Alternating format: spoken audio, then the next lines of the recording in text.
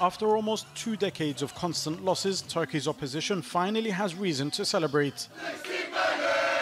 The People's Republican Party, or CHP, won the mayoral position in the capital Ankara and, it would seem, is on course to capture Istanbul, Turkey's largest and most populous city. Let Turkey be happy now. Let Istanbul be happy and get back to normal. We had 7 elections in 5 years.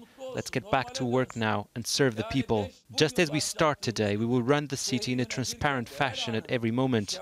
I'm doing this happily, and I know that every part of the city belongs to 16 million people.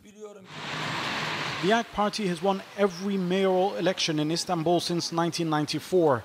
It was the first major position held by Recep Tayyip Erdogan, who used it to launch his political career nationally. Losing it is a personal blow to the president.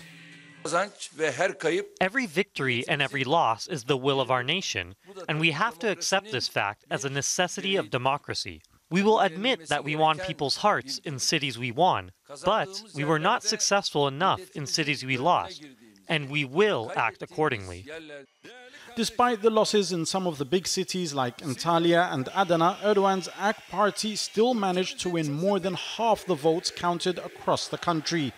And nationally, it's retained the largest number of mayors too. But the Turkish people appear to have directed their frustration with the faltering economy at the ruling party, which has led the country uninterrupted for 17 years.